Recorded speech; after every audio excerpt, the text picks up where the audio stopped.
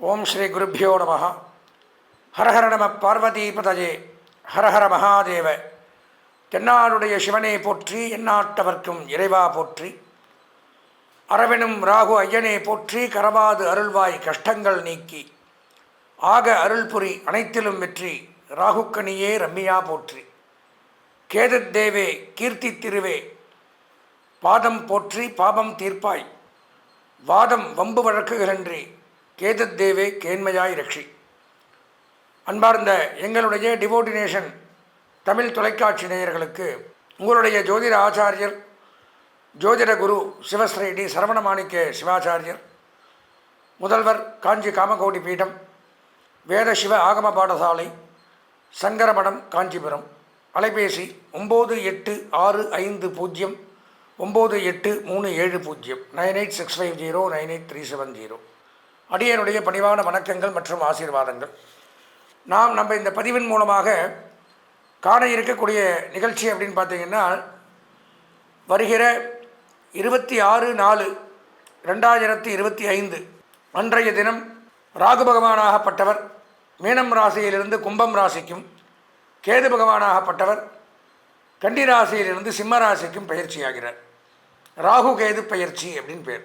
அந்த பயிற்சியினுடைய பலாபலன்களை தான் இந்த 12 ராசிகளுக்கு விரிவாக நம்ம பார்க்குறோம். பொதுவாக பயிற்சினா முதல்ல என்னங்கிறது தெரிஞ்சுக்கணும். அதாவது பயிற்சி அப்படின்னால் இடம் மாறுதல், ஒரு இடத்த விட்டு இன்னொரு இடத்துக்கு போகிறது அப்படிங்கிறது பேர் பயிற்சி. அப்போது கோச்சார பலன்கள் அப்படிங்கிறது தான் இந்த இடப்பெயர்ச்சியை பற்றி நாங்கள் சொல்கிறோம். கோ அப்படின்னா கிரகங்கள். கிரகங்கள்னால் யார்? சூரியன், சந்திரன், அங்காரகன், புதன், குரு, சுக்கிரன், சனி, ராகு, கேது, இப்படி 9 கிரகங்கள். சாரம் அப்படின்னா நான் சொன்ன மாதிரி இடம் மாறுதல், பயிற்சி ஆகுதல் அர்த்தம். இப்போ கிரகங்களுடைய இடம் மாறுதல் அப்படிங்கிறது தான் குறிக்குது. அப்போது இந்த கிரகங்கள் எங்கே இடம் மாறுது அப்படின்னு பார்த்தீங்கன்னா, அதாவது ஒவ்வொரு கிரகமும் இவ்வளோ நாளைக்கு தான் ஒவ்வொரு ராசியில் தங்கும் அப்படிங்கிறது கணக்கு இருக்குது. இப்போ சூரிய பகவான் அப்படின்னு எடுத்துட்டால் 1 மாத காலம் ஒரு ராசியில் தங்குவார், அப்புறம் அடுத்த ராசிக்கு போயிடுறார். ஒன்றும் வேண்டாம், நாமெல்லாம் இருக்கோம், ஒரு ஷாப்பிங் போகிறோன்னு வச்சுக்கோங்க. நான் போனால் 2 மணி நேரத்தில் வந்துடுவேன். என் ஒய்ஃப் போகிறாங்க, வீட்டில் போகிறாங்கன்னா 4 மணி நேரம் ஆகும். பக்கத்து வீட்டுக்காரன் போனால் காலையில் சாயந்தரம் வரைக்கும் அங்கேயே இருப்பான். நீங்கள் போனால் 1.5 நாள் ஆகலாம். ஒவ்வொருத்தருக்கும் ஒவ்வொரு கணக்கு, ஒரு வேலைக்கு இருக்குது. ஒரே வேலையை போனோடனே ஒரு ட்ரெஸ் வாங்க போகிறோம், பானோடனே எடுத்துகிட்டு வந்துடுவோம் 5 நிமிஷத்தில். ஒரு கடையவே தேடி கண்டுபிடிச்சி ஒரு 4 பூரா எடுக்கிறோன்னு இருப்பான். அந்த மாதிரி அந்த அளவுகள். அப்போ சூரியன் 1 மாத காலம் ஒரு ராசியில் சஞ்சரிக்கிறார். சந்திர பகவான் வெறும் 2.5 நாள் மட்டும்தான் இருக்கார், அப்புறம் அடுத்த ராசிக்கு பயிற்சி ஆயிடுறார். செவ்வாய், புதன், சுக்கிரன் 1.5 மாதம் ஒரு ராசியில் தங்குறாங்க, அப்புறம் அடுத்த ராசிக்கு போயிடுறாங்க. இதில் அதிகப்படியாக ஒரு ராசியில் தங்கி நன்மை தீமைகளை செய்யக்கூடிய கிரகம் அப்படின்னு பார்த்தால் 4 கிரகங்கள். ஃபஸ்ட்டு சனி பகவான், அதில் ஹையஸ்ட் அவர் தான். 2.5 ஆண்டுகள் ஒரு ராசியில் தங்கி நன்மை தீமைகளை செய்கிறார். அதுக்கப்புறம் ராகு கேது நாம் இப்போ பார்க்கக்கூடிய பயிற்சி 1.5 வருஷத்துக்கு ஒருக்கா தான் நடக்கும். 1.5 ஆண்டுகள் ஒரு ராசியில் இருப்பாங்க, அப்புறம் தான் அடுத்த ராசிக்கு போகிறாங்க. அடுத்தது குரு பகவான் 1 வருஷம் ஒரு ராசியில் தங்குறார். இதில் என்ன பியூட்டின்னு பார்த்தீங்கன்னா, இந்த மற்ற 7 கிரகங்களுக்கும் சொந்த வீடு அப்படிங்கிறது உண்டு. வீடுன்னா என்ன? நமக்கெல்லாம் வீடு இருக்கிற மாதிரி நவகிரகங்களுக்கு வீடு அப்படின்னு சொல்லக்கூடிய இந்த 12 ராசிகள். மேஷ ராசிக்கு அதிபதி செவ்வாய். செவ்வாய்க்கு உண்டான வீடு 2 வீடு, மேஷம், ரிச்சிகம். சுக்கிரனுக்கு ரிஷபம், துலாம். அடுத்தது பார்த்தீங்கன்னா புதனுக்கு மிதுனம், கன்னி. குரு பகவானுக்கு தனுசு, மீனம். சுக்கிரனுக்கு ரிஷபம், துலாம். சனிக்கு மகரம், கும்பம். இப்படி சூரியனுக்கு சிம்மம், சந்திரனுக்கு கடகம். 5 கிரகங்களுக்கு 2 வீடு. சூரியனுக்கு 1, சந்திரனுக்கு 1, 12 ராசி முடிஞ்சது. ராகு கேதுகளுக்குன்னு வீடு கிடையாது. இப்போ பயிற்சியாக எங்கே வராங்களோ அது சொந்த வீடு. 1.5 வருஷம் 2 பேர் எங்கே உட்காடுறாங்களோ அது ஓன் ஹவுஸ், அப்படி வச்சுப்பாங்க. ஏன்னா சாயா கிரகம், நிழல் கிரகம்னு பேர். இவங்க அப்பிரதட்சிணமாக தான் வருவாங்க. இவங்களை பற்றி தெரிஞ்சுக்கணும். முதல்ல ராகு கேது அப்படிங்கிறவங்க முதல்ல 7 கிரகம் தான் இருந்தது. சிவபெருமான் பார்க்கடலை கடைந்து அமிர்தத்தை எடுக்கும் பொழுது இந்த அசுரர்கள் வந்து தேவர்களோடு கலந்து போய் உட்காந்து நாமளும் தேவர்களாயிரன்னு மறைஞ்சு உட்காந்துருக்கும் பொழுது அதை சிவபெருமான் கண்டுபிடிச்சதுனால தான் உனக்கு வந்து தனியாக நீ அடையாளம் தெரியணும்னு ஒருத்தனுக்கு வந்து கேதுக்கு பாம்பு தலையும் ராகுக்கு பாம்பு உடலும் கொடுத்தார், இந்த விஷத்தை குடிக்க சொல்லி. அப்படி அது சரி, நீ வந்துட்ட சாயா கிரகம், நீ இருந்து கடைசியாக இருந்துக்கோ. 2 கிரகமாக நீ சாயா கிரகம், நிழல். சாயானா நிழல் கிரகமாக இரு. ஆனால் நீ எதுவுமே முறையாக நடக்காது, எல்லாமே அப்பிரதட்சிணம். இப்போ சூரியன் வந்து 1 மாத காலம் மேஷராசியில் இருந்தால் அடுத்தது ரிஷபத்துக்கு தான் போவார், அடுத்தது மிதனத்துக்கு லைனா, எல்லாமே கிளாக் வைஸாக போகும். மற்ற கிரகங்கள் எல்லாம் பயிற்சியாக இருக்குது. இந்த ராகு கேது மட்டும் ஆன்டி கிளாக் வைஸ், அப்படி பேக் சைடு வரும். இப்போ சிம்மத்திலேருந்து கன்னிக்கு வரணும். இப்போ வந்து கேது கன்னியில் இருக்காருன்னா அடுத்தது துலாத்துக்கு தானே போகணும். கன்னியிலேருந்து சிம்மத்துக்கு பேக்கில் போவார். ராகு மீனத்தில் இருக்காருன்னா மேஷத்துக்கு போகணும், ஆனால் கும்பத்துக்கு வருவார். அப்படி ரிவர்ஸில் வர்றதுனால தான் இந்த நவக்கிரகங்களை நம்ம தரிசனம் பண்ணும் பொழுதும் கூட எடுத்துனோம்னா 7 பிரதட்சிணம் வந்து கரெக்டாக கிளாக் வைஸில் சுற்றணும். கடைசி 2 பிரதட்சிணம் ஆன்டி கிளாக் வைஸை அப்பிரதட்சிணமாக சுற்றணும். அப்போ தான் ராகு கேதுக்கு அது போகும். அப்படி பார்க்கும் பொழுது இந்த ராகு கேது அப்படிங்கிறவங்க ஒரு ஜாதகத்தில் ரொம்ப முக்கியமான ஒரு பலன்களை தரக்கூடிய கிரகம். கெடுதலும் சரி நல்லதும் சரி. ராகுவோ கேதுவோ லக்னத்திலேயோ 7ஆம் இடம் 8ஆம் இடம் அப்படிலாம் இருந்தால் திருமணத்தடையை கொடுக்குறாங்க. ராகு கேது தோஷம். 5ஆம் இடத்துல இருந்தால் புத்திரதாமதம், வம்சவருத்தி இருக்காது. கோர்ட் கேஸ், வம்பு வழக்கு, நீதிமன்றம், இந்த மாதிரி இதுக்கெல்லாம் அவங்க தான் அதிபதி. ராகு யோககாரகன், கேது மோட்சகாரகன். ஆன்மீகம், பூஜை, தவம், சந்நியாசம், ஜோதிடம், இறை வழிபாடுக்கு கேது அதிபதி. வெளிநாடு, ஏற்றுமதி, இறக்குமதி தொழில், நரம்பு சம்பந்தமான கோளாறுகளுக்கு ராகு அதிபதி. இப்போ இவங்க 2 பேருமே வந்து ஒரு நல்ல கிரகம் அப்படின்னு எடுத்துக்கல. இதெல்லாம் கொடுத்தாலுமே ஒரு பாப கிரகமாக தான் எடுத்துக்கிறாங்க நம்ம ஜோதிட ரீதியாக. இப்போ அவங்களுடைய பயிற்சி அப்படின்னு பார்க்கும் பொழுது நான் சொன்ன மாதிரி 16/4/2025 சனிக்கிழமை இன்றைக்கி நடக்குது. அப்போ அன்றைய தினம் ராகு பகவான் கும்பராசிக்கு வரார். கும்பத்துக்கு ஜென்ம ராகு. கேது பகவான் சிம்மத்துக்கு போகிறார், ஜென்ம கேது. அப்பேற்பட்ட இந்த ராகு கேது பயிற்சி நம்ம 12 ராசிகளுக்கும் என்னென்ன நன்மை தீமைகளை செய்ய போகிறது அப்படிங்கிறது தான் இதில் நான் பொதுவாக கோச்சார ரீதியாக பார்க்குறோம். இது பொதுவான பலன்கள் தான். அது போக அவரவர்களுக்கென்று சொந்த ஜாதகம்னு ஒன்று இருக்கும். அந்த சொந்த ஜாதகத்தில் இந்த ராகு கேது எங்கே இருக்காங்க, நன்மை தரக்கூடிய இடத்துல இருக்காங்களா, தீமை தரக்கூடிய இடத்துல இருக்காங்களா, அதெல்லாம் வச்சு தான் முழுமையாக 100% பலன்களை நம்ம தெரிஞ்சுக்கொள்ள முடியும்.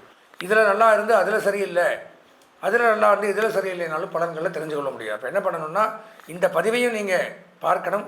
அதே சமயம் இதை 100% இதுதான் நமக்கு ராகு கேது பயிற்சி இப்படி தான் நடக்குங்கிறதையும் எடுத்துக்க முடியாது.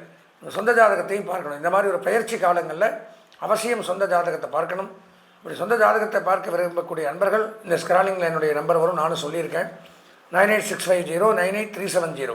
இந்த எண்ணிற்கு தாராளமாக உங்கள் ஜாதகத்தையோ பெயர், பிறந்த இடம், பிறந்த தேதி, பிறந்த நேரம் இதை அனுப்பிச்சி வச்சு குருதட்சிணையை கொடுத்து முழுமையாக உங்கள் ஜாதகத்தை துல்லியமாக கணித்து பார்த்து இந்த 1.5 வருஷத்துக்கு இந்த ராகுவும் கேதுவும் நமக்கு என்ன பலாபலன்களை தராங்க அப்படிங்கிறதையும் தெரிந்துட்டு இந்த ராகு கேது பயிற்சியினால் சகல நன்மைகளையும் பெற வேண்டும் என்று கூறி தொடர்ந்து 12 ராசிகளுக்கும் உண்டான பலாபலன்களை விரிவாக காண்போம். அன்பார்ந்த எங்களுடைய அஸ்வதி, பரணி, கிருத்திகை ஆகிய நட்சத்திரத்தில் பிறந்த மேஷராசி நேயர்கள், உங்களுக்கு வருகின்ற 26/4/2025 அன்றைய தினம் ராகு பகவான் மீனராசியிலிருந்து கும்பராசிக்கும், கேது பகவான் கன்னிராசியிலிருந்து சிம்மராசிக்கும் பயிற்சியாகிறார். ராகு கேது பயிற்சி 1.5 வருஷத்துக்கு இந்த பலன்கள் தான். இதில் வரக்கூடிய பலாபலன்கள் அனைத்துமே புலிப்பாணி சித்தர், 18 சித்தர்களில் ஒருவரான புலிப்பாணி சித்தருங்கிறவர் ஒரு பல 1000, 3000, 4000 ஆண்டுகளுக்கு முன்னாடியே இதெல்லாம் இப்படி தான் நடக்கும் இந்த கோச்சார ரீதியாக அப்படிங்கிறத ஜோதிட அரிச்சுவடிகள் நூல்களில் எழுதிட்டு போயிருக்கார். அதை நம்ம விளக்க முறையாக எடுத்து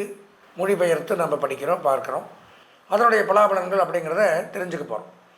அப்படி பார்க்கும் பொழுது நான் முதல்ல சொன்ன மாதிரி ராகு நன்மை செய்தால் கேது கெடுதல் பண்ணும், கேது நன்மை செய்தால் ராகு கெடுதல் பண்ணும். இந்த 2 சேர்ந்து பயிற்சி ஆகிறதுனால 2மே நல்லது பண்ணுறது அப்படிங்கிறது கொஞ்சம் அரிது. இதை ஒரு சில ராசிகளுக்கு நடந்தால் நடக்கலாம். அப்போ பேலன்சிங் கரெக்டாக இருக்குது. அப்போ அதனால் இந்த ஒரு பயிற்சி அப்படின்னு எடுத்துட்டோம்னால் ஒரு மீடியமான ஒரு பலன்களை நமக்கு தரும். அப்படி மேஷராசியான நமக்கு என்னது ஒரு நன்மை அப்படின்னு பார்த்தோம்னா ராகு பகவான் 11ஆம் இடம் லாபஸ்தானம் அப்படிங்கிற இடத்துக்கு வரார். இவ்வளோ நாளாக பார்த்தீங்கன்னா ராகு பகவான் 12ஆம் இடம் விரயஸ்தானத்தில் இருந்தார். கெடுதலை பண்ணிட்டு இருந்த ராகு இப்போ 11ஆம் இடம் லாபஸ்தானத்துக்கு வரார். ராகு மட்டும் சொல்கிறேன். ராகு 11க்கு வரும் பொழுது மேஷராசிக்கு என்ன நன்மைகளை செய்கிறார் அப்படிங்கிறத முதல்ல பார்க்கணும். அதாவது எடுத்தோடனே என்ன போட்டிருக்கார் சித்தர் பார்த்தீங்கன்னா நன்மைகள் அதிகரிக்கும், நன்மைகள் அதிகமாக நடக்கும். இந்த காலகட்டத்தில் இந்த 1.5 வருஷத்தில் ராகுவால் நமக்கு நன்மை, கெடுதல்லாம் முடிஞ்சது. பொருளாதார உயர்வு ஏற்படும், பொருளாதாரத்தில் வளர்ச்சி, குடும்பத்தில் ஒரு மகிழ்ச்சி ஏற்படும், பிரிந்தவர்கள் ஒன்று சேர்வார்கள், திடீர் யோகங்கள் ஏற்படும். நமக்கே தெரியாது. ஒரு 100 பேர் செலக்ட் பண்ணுவாங்க கம்பெனியில், ஆஃபீஸில், ஃபாரினுக்கு சான்ஸுக்கு அங்கே ஒர்க் பண்ணுறதுக்கு. நாமெல்லாம் லிஸ்ட்டில் இருந்திருக்க மாட்டோம். கடைசி நேரம் நம்ம பேர் அங்கே வரும். அது யோகம். அந்த மாதிரி யோகத்தை கொடுப்பார். ஜீவ ஜந்து லாபம் அப்படின்னா நாற்கால் பிராணிகள், கால்நடைகள், பசுமாடு, கன்று, ஆடு இந்த மாதிரிலாம் வாங்கி வளர்த்துறதுக்கு உண்டான அமைப்புகளை கொடுக்குறார். விவசாயம் செழிக்கும். மேஷராசியிலிருந்து விவசாயம் பண்ணிட்டு இருந்தீங்களா மிகச் செழிப்பான ஒரு யோகம் அப்படிங்கிறத எடுத்துக்கலாம். அதே மாதிரி பார்த்திங்கன்னா பூமி சம்பந்தமான தொழில், விவசாய தொழில், ரியல் எஸ்டேட், புரோக்கேஜ், உணவு, சுகாதாரம், மருத்துவம், மெடிசன் லைனில் இருக்கக்கூடியவர்கள், மருந்து வியாபாரிகள், மருந்து தயாரிக்கக்கூடியவர்கள், டாக்டர்ஸ், நர்ஸ், ஹாஸ்பிட்டல் வச்சு நடத்தக்கூடியவர்கள், மெடிக்கல் காலேஜில் ஒர்க் பண்ணக்கூடியவர்கள், ப்ரொஃபஸர்கள், மாணவர்கள், இந்த மருத்துவத்துறை சார்ந்த அனைத்தும் நன்மை அப்படின்னு எடுத்துக்கலாம். உணவு, சுகாதாரம், மெடிக்கல், நெடுஞ்சாலை பணியாளர்கள், கட்டுமான பணியாளர்கள், ஆராய்ச்சியாளர்கள், விஞ்ஞானிகள், தொல்லியல் துறை, இந்த மாதிரி இருக்கக்கூடியவர்களுக்கெல்லாம் இந்த ராகு பயிற்சி அப்படிங்கிறது மேஷராசிக்கு மிக மிக சிறப்பானது ஒரு நன்மை அப்படிங்கிறத கொடுக்குது. கால்நடை வளர்ப்போருக்கும் நன்மைகள் அதிகரிக்கும். சந்தோஷ போஜனம், நல்லா திருப்தியாக சாப்பிட்லாம். அதாவது சில நேரங்களில் கவலையாக இருந்தால் நமக்கு பிடித்த உணவே இருந்தாலும் கொஞ்சம் போடுங்க என்னால் முடியல, வீட்டிலே இருக்கட்டும், அம்மாவே போட்டாலுமே மனசு அங்கேயே இருக்கும்போது வயிறில் சாப்பிட முடியாது. பிடித்த உணவு இருக்கும், நமக்கு பிடிச்ச உணவு பிடிக்கும் தாண்டா பண்ணியிருக்கேன், இப்படி போகிறேன்ட்டு போகிற இடம்னு கேட்பாங்க. முடியலமா, என்னால் சாப்பிட முடியலமா அப்படின்னு. அதெல்லாம் இல்லாமல் இப்போ விரும்பி சந்தோஷமாக சாப்பிடக்கூடிய ஒரு நேரம் அப்படிங்கிறத ராகு பகவான் எல்லாமே கிரகங்களை வச்சு தான் அன்றாட தினத்தில் ஒவ்வொரு நிமிஷம் நம்ம நடந்துக்கிறதும் அந்த கிரகத்தினுடைய அமைப்பை வச்சு தான் நடக்கும். அப்போ சந்தோஷமான போஜனம் அப்படிங்கிறத கொடுக்குறார் ராகு. வஸ்திர லாபம், துணிமணிகள் அப்படிங்கிறது லாபங்கள் ஏற்படுது. தன சேர்க்கை அப்படிங்கிறது உண்டாகுது. பொருளாதார உயர்வு அப்படிங்கிறது உண்டாகுது. அனைத்திலும் வெற்றியே உண்டாகக்கூடிய அமைப்பு அப்படிங்கிறது ஏற்படுத்துகிறது. எடுத்த காரியத்தில் அனைத்திலும் வெற்றி, தோல்வி அப்படிங்கிறது நமக்கு கிடையாது. குடும்பத்தில் சுப நிகழ்ச்சிகளை நடத்தி பார்க்கலாம். ஒன்று நமக்கு திருமணம் நடக்கும், இல்லை நம்ம சார்ந்தவர்கள், சகோதர சகோதரிகள், வாரிசுகள், அதுவும் இல்லைன்னா தாயார் தகப்பனாருக்கு 60ஆம் கல்யாணம், 80ஆம் கல்யாணம், வீட்டில் ஏதாவது ஒரு சுப நிகழ்ச்சிகள் நடத்தக்கூடிய அமைப்பை ஏற்படுத்துகிறது. மருத்துவ செலவு, பிரயாண செலவு குறையும். எவ்வளோ நாளாக இருந்து வந்த மருத்துவ செலவு, பிரயாண செலவெல்லாம் ராகு குறைக்கிறார். தொழில், வியாபாரம், உத்தியோகம் விறுவிறுப்புடன் நடைபெறுமா. உத்தியோகத்துக்கு போனீங்கன்னா நல்ல ஒரு பதவி உயர்வு, சம்பள உயர்வு, பாராட்டுக்கள் குவிந்த வண்ணம் இருக்கும். சொந்த தொழில் பண்ணால் விறுவிறுப்பாக வியாபாரங்கள் நடைபெறும். மேல்பட்ட மனிதர்களின் ஆதரவு கிடைக்கும். நம்மளை விட உயரதிகாரிகள், மேன்மையானவர்கள், உயர் கௌரவத்தில், அந்தஸ்தில், பதவியில் இருக்கிறவங்களுடைய தொடர்புகள் கிடைக்கும். அதனாலும் நமக்கு ஒரு நன்மை அப்படிங்கிறது ஏற்படும். சகல விதத்திலும் நன்மை. அதே மாதிரி அந்நிய தேச பிரயாணம் அப்படிங்கிறத, வெளிநாடு போக்குற அமைப்பையும் ராகு பகவான் அப்படிங்கிறவர் கொடுக்குறார். இப்போ ராகு அப்படிங்கிறவர் மேஷராசிக்கு நன்மையை செய்கிறார். கேது பகவான் அப்படின்னு எடுத்துட்டால் 5ஆம் இடம் அப்படிங்கிற இடத்துக்கு வர்றார். 5ஆம் இடம் அப்படிங்கும் பொழுது பூர்வ புண்ணியஸ்தானம்ங்கிற இடத்துக்கு வர்றார். ராகு மேஷராசிக்கு நன்மையை செய்கிறார் 11ஆம் இடத்துல. நல்லா தெரிஞ்சுக்கணும். கேது பகவான் அப்படின்னு எடுத்துட்டால் மேஷராசிக்கு 5ஆம் இடம் அப்படிங்கிற இடத்துக்கு வர்றார். 6ஆம் இடத்துலேருந்து 5ஆம் இடத்துக்கு வர்றார் ரிவேஸில். அப்போது என்ன பண்ணுறாருன்னு பார்த்தோம்னா, சொத்து நிலம் சம்பந்தமாக வழக்கை ஏற்படுத்துகிறார். புதிய பூர்வீக சொத்துக்கள், பித்ருராஜ்ய சொத்துக்கள், தகப்பனார் வழி சொத்துக்கள், நம்மளுடைய இடம், மனை, வீடு எங்கேயா வாங்கி போட்டிருந்தோம்னா அதெல்லாம் ஏதாவது பிரச்சனைகளை கொடுக்கும். வம்பு வழக்கு, கோர்ட்டு கேஸ், நீதிமன்றம், சட்ட ரீதியான பிரச்சனைகள் ஏற்படுது கேதுவினால். கேது சரியில்லை. தொழிலில் தொல்லைகள் அடிக்கடி ஏற்படும். எந்த தொழில் பண்ணாலும், எந்த வேலை செஞ்சாலும் அதிகமாக தொல்லைகளை சந்திக்க வேண்டிய அமைப்புங்கிறது உண்டாகுது. ஆதாயம் இருக்காது. எந்த தொழில் பண்ணாலும் ஒருத்தன் சம்பாதிக்கிறான்னா ஒரு ஆதாயத்துக்காக தானே ஒரு வேலை செய்கிறோம். இப்போ அந்த ஆதாயம் இல்லாமல் ஒரு தொழில் பண்ணால் என்ன பிரயோஜனம் இருக்கும்? நானும் வேலை செய்கிறேன், என் புருஷனும் கச்சேரிக்கு போனான்னு ஒரு பழமொழி இருக்குது, நானும் போகிறேன், ஆனால் ஒன்றும் பிரயோஜனம் இல்லை, வேஸ்ட். அந்த மாதிரி அமைப்பு கொடுக்குறாரு. புதிய நட்பால் விரோதம் ஏற்படும். புதுசாக அவனோட பழகி அவன் விரோதியாக மாறிடுவான். அதனால் இந்த காலகட்டத்தில் நண்பர்கள் அப்படிங்கிறது நம்ம கவனமாக பார்க்க வேண்டிய அமைப்பு அப்படிங்கிறது உண்டாகுது. நல்ல நண்பர்களாக தேர்ந்தெடுக்கணும், இல்லாட்டி விரோதங்கள் ஏற்படுது. குழந்தைகளை பற்றிய கவலை உண்டாகும். 5ஆம் இடத்துல கேது இருந்தால் கண்டிப்பாக புத்திர சோகம், குழந்தைகள் உடல்நலம் பாதிப்பு, மருத்துவ செலவு, அவனை பற்றி கவலை, என்ன வேணாலும் நடக்கலாம். அப்போது கேது பகவான் அப்படிங்கிறவர் மேஷராசிக்கு நன்மையை தரவில்லை. ராகு பகவான் அப்படிங்கிறவர் நன்மையை தரார். பொதுவாக இந்த மேஷராசி அப்படின்னு எடுத்துட்டால் 100% ராகு பகவான் மட்டும் நன்மையை தருவதனால 50% நன்மைகள் அப்படிங்கிறது உண்டாகுது. அதுபோக அவரவர்கள் சொந்த ஜாதகத்தை பார்த்து முழு நன்மைகளையும் எப்படி இருக்குங்கிறத தெரிந்துக்கலாம். நாம் இதுவரைக்கும் வருகின்ற 26/4/2025 அன்று நடைபெறக்கூடிய ராகு கேது பயிற்சியினுடைய முழுமையான பலாபலன்களை பார்த்தோம். நான் முதல்ல சொன்ன மாதிரி இந்த ராகு கேது பயிற்சிங்கும் பொழுது ராகு நல்லது பண்ணால் கேது கெட்டது பண்ணும், கேது நல்லது பண்ணால் ராகு கெட்டது பண்ணும். ரெண்டும் சேர்ந்து ஒரு ராசிக்கு நன்மைங்கிறது பண்ணுறது அவ்வளோ சுலபம் அல்ல.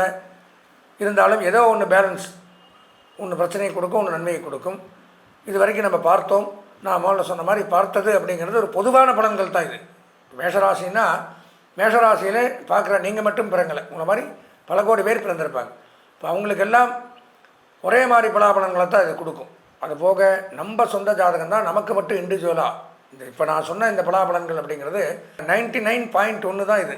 மீதி இருக்கிற 98.9 அப்படிங்கிறது உங்கள் சொந்த ஜாதகம்.